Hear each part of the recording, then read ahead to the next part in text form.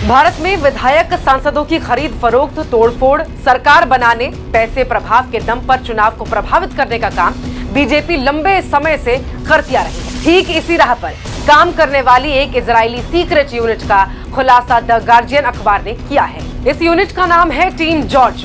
सबसे चौंकाने वाली बात यह है कि चुनावों को प्रभावित करने वाली इस इजरायली यूनिट के क्लाइंट की लिस्ट में भारत का नाम भी शामिल है।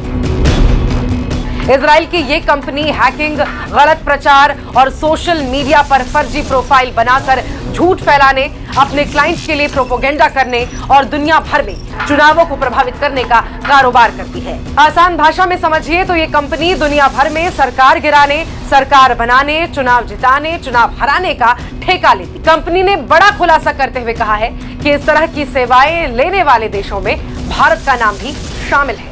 जी हाँ, और अब भारत में चुनावों को कौन प्रभावित करता है, नेताओं की खरीद फरोख्त को कौन करता है, ये तो जग जाहिर है। नाम है भारतीय जनता पार्टी। इन ठेकेदारों ने यह दावा किया है कि उन्होंने दुनिया भर में अब तक 33 चुनावों में अपनी सेवाएं दी, जिनमें से 27 चुनाव अपने क्लाइंट को जिता चुके हैं।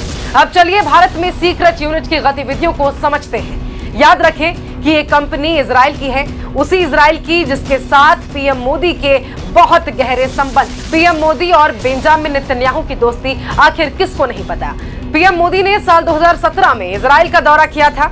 वो इजराइल का दौरा करने वाले भारत के पहले प्रधानमंत्री बन गए थे। बेंजामिन नेतन्याहू के साथ समुद्र के किनारे सैर करते हुए उनकी तस्वीरें भी सामने आई थी। बेंजामिन नेतन्याहू के दौरे में ही भाजपा सरकार ने इजराइल से जासूसी के लिए पेगासस खरीदा था। पेगासस के जरिए भी वही काम किया गया था जो इजराइल की सीक्रेट कंपनी टीम जॉर्ज करती है। पेगासस के जरिए भारत के कारोबारी, विपक्ष के नेताओं, जजों और पत्रकारों समेत बड़े बड़े अफसरों के फोन टैप किए जाते थे, उन्हें ब्लैकमेल किया जाता था।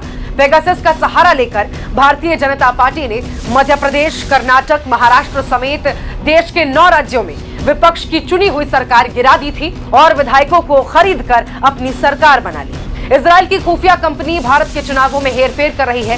ये कंपनी सोशल मीडिया का इस्तेमाल कर दुष्प्रचार करती है, नेताओं की छवि खराब कर लोगों की राय बदलने का काम करती है। यह खुलासा द गार्जियन की रिपोर्ट में हुआ है। भारत में इस कंपनी की सेवाएं कौन ले रहा है, इसकी जांच हो।